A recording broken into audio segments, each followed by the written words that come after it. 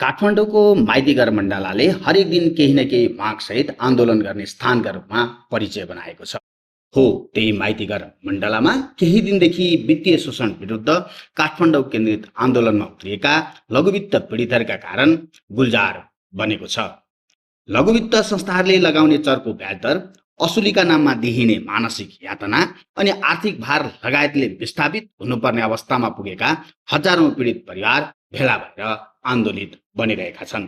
मुसलधारे वर्षा मात्र होइन, चर्को घामको समेत प्रवाह नगरी आन्दोलित बनेका उनीहरू सबैको एउटै धारणा छ, हाम्रो माग पूरा नहुन्जेल हामी यहीँ बस्छौं, मर्न तयार छौं, तर माग पूरा नभई फर्किँदैनौं। मंगलबार दिउँसोको चर्को घाममा माइतीघर मण्डला पुग्दा कोही पोका पन्तरा त कोही पकाउने तुलाउने ग्यास चुलो भाँडाकुँडा सहित करिब 300 मिटर नजिक रहेको सिंहदरबारको कुर्सीमा बसेका शासकलाई भिउजाउने र आफ्ना गुनासा सुनाउने चाहना मनभरि बोकेर आन्दोलित बनिरहेका थिए। कोही प्लास्टिकबाट फुटेका मकै झिकेर भोक मेटाउँदै थिए भने कोही तिर्खा मेटाउन पानी पिहिरहेका देखिन्थे। दिनहुँको आन्दोलनले उनीहरूको शरीर थाकेको थियो होला, तर उत्साह भने अलिकति पनि थाकेको जस्तो देखिँदैन थियो। आन्दोलनमै भेटिएकी मकवानपुरकी बिन्दा थापा मगरका गाला चाउरी परेका थिए, अनुहारमा 32 मोजा परेका थिए, तर वर्षौंदेखि अन्यायमा परेकी उनमा न्याय पाउने आशा भने अझै मरेको थिएन। हामी अब नोटखाममा यो माइतीघरमा आउनको निम्ति हामीलाई के अरे यो पहिला अब हामीलाई यो विभिन्न समस्याको कारणले गर्दा हामी यो ठाउँमा किन आइपुग्नु पर्यो, यो बाटोमा किन यो सडकमा रोडमा हामी किन आउनु पर्यो भने हामी पहिला हामीलाई के अरे अब यो 10 जना 5 जना ग्रुप मिलाइदिने अनि दाजुभाइलाई चाहिँ पर्दैन भने हामी जस्तो बोल्नु न, हामी जस्तो लेख्न पढाएको छैन अनि हामी बोल्नु नजाने यस्तो दिदी बहिनीहरूलाई 5 जना 10 जना ग्रुप बनाउने समूह बनाउने अनि बजेट राख्नलाई हामीलाई अब बजेट चाहिँ राख्नु लाउने अनि बजेट राखेपछि हामीलाई ऋण अब तपाईँहरूलाई ऋण दिने, हामीलाई ऋण दिन्छौँ भन्ने, हामीलाई पकाउने ऋण ऋण दिएको भन्ने अनि ऋणको ऋण एक अनि हामीले यता त्यता एउटा हामीले एउटा समूहमा फेरि अर्को समूह आउने हामीले त्यसै गरी पकाउने हामी त अनि पर्छौँ। उनले आफूले लघुवित्त पीडित हुँदा बगेको भुक्तमानको पन्तुरो यसरी खोतलिन्। उता ऋण दिन्छु भन्ने अनि हामीले अनि ऋण सबैजनाले हामीले सबैजनाले हामीले एक किस्त तिर्नु नसक्दा एक किस्त हामीले रोक्यो भने हामीले तिर्न रोक्यो भने अनि सुन काल्नु भन्ने अनि हाम्रो सम्पत्ति हाम्रो जग्गा जमिन घर सम्पत्ति हाम्रो सबै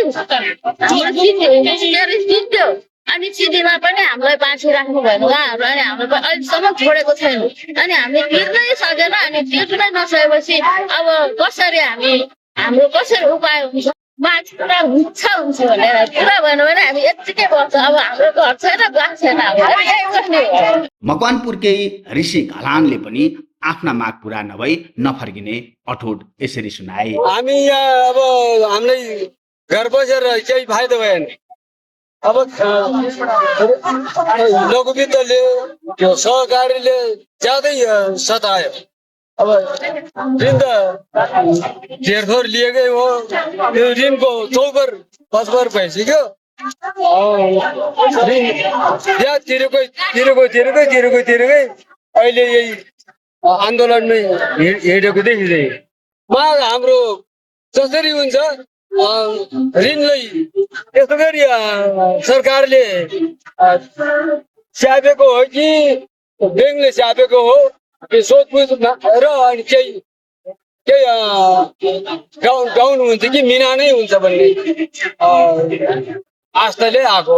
माग पुरो भएन भने जुलुस छोडेर मर्नु पर्यो, मरौला मर्ने तयार पनि भइसक्यो। लघुवित्त पीडितहरूको सामूहिक आमरण अनुसार लेखिएको ब्यानर अगाडि राखेर आन्दोलनलाई सामाजिक न्यायको आन्दोलन भन्दै आएका छन्। सर्वोच्च अदालतले परामर्श जारी गरेको लघुवित्त पीडितको 3 बुँदे असहमति सहितको प्रतिवेदन तुरुन्त कार्यान्वयन गर्नुपर्ने, विशेष वित्तीय ऐन खारिज गरी मुलुक देवयानी आचार संहितामा आधारित वित्तीय प्रणाली लागू गर्नुपर्ने, आम गरिब मजदुर सुकुम्बासी र किसानलाई निशुल्क ब्याज छुट सहित ऋण प्रदान गर्नुपर्ने, आवश्यकता र क्षमताका आधारमा काम र दामको व्यवस्था गर्नुपर्ने, निजी बैंक तथा वित्तीय संस्थाहरूको अन्त्य गरी समाजवादी अर्थव्यवस्था कायम गर्नुपर्ने जस्ता माग उनीहरूले राखेका छन्। आन्दोलनमै भेटिएका सूर्य राईले आफूले नै मतदान गरेर जिताएर पठाएका व्यक्तिहरू सांसद मन्त्री भएको भन्दै यो सरकारले पनि माग पूरा गरे आन्दोलन सशक्त बनाउने चेतावनी दिए। वित्तीय संस्थाहरूले त्यो कारणले गर्दाखेरि आज दिदीबहिनीहरू घर विहीन हुनु भएको छ। त्यसै साथसाथै जति पहिला दिदीबहिनीहरू यो वित्तीय संस्थाभन्दा अगाडि जति दिदीबहिनीहरू हुनुहुन्थ्यो, बाख्रा कुखुराहरू पालिरहनु भएको थियो, एउटा घाँटीमा भए पनि तिलरी लाउनु भएको छ। जतिखेर यो वित्तीय संस्था भित्रियो त्यहाँदेखि दिदीबहिनीहरू चाहिँ आज नाङ्गिँदै जानु भएको छ। कोहीको घर विहीन भइसकेको छ, कोहीको चाहिँ कालो सूचीमा ब्ल्याकलिस्टमा हालिदिएर चाहिँ आज सडकमा आउनु परेको अवस्था छ। यस्तै कुराहरूले गर्दा आज सडकमा आउनु परेको। उहाँहरूले हाम्रो कुरालाई चाहिँ सम्बोधन गर्नुहुन्छ भन्ने हामी आशावादी पनि छौँ। त्यसर्थमा पनि हामी यहाँ यो अहिलेको नयाँ सरकारलाई हाम्रो कुराहरू सुनाउनका लागि पनि हामी यहाँ आइपुगेका छौँ। योभन्दा अगाडि हामीले एउटा प्रतिवेदन तयार गरेका थियौँ। त्यो प्रतिवेदनमाथि चाहिँ नि लगभग मुद्दा हाम्रो फैसला भइसकेको अवस्था थियो। राज्यले यो कुरा चाहिँ बाहिर लिएर आइसकेको अवस्था छैन। किन त्यो गुपचुपमा राखिएको छ, हामीलाई यो कुराको पनि प्रश्न हुनु पर्यो भन्न चाहन्छु। यदि हाम्रो सम्भवतः हामी आशावादी छौँ, यदि यो सरकारले पनि हाम्रो मागलाई यदि सम्बोधन गर्न सकेन भने साँच्चीकै अब हामी मर्नै पर्ने अवस्था आउँछ। घर विहीनै हुनुपर्छ भनेदेखि हामी पनि अब पछि हट्नेवाला छैनौँ।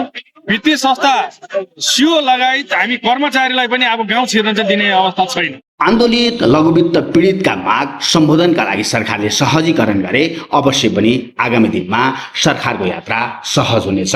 यदि माग सम्बोधनका लागि कठोर भन्दै पीडितका पीडा नसुन्ने हो भने सरकारको सहज यात्रामा आन्दोलन बाधक नबन्ला भन्न सकिन्न।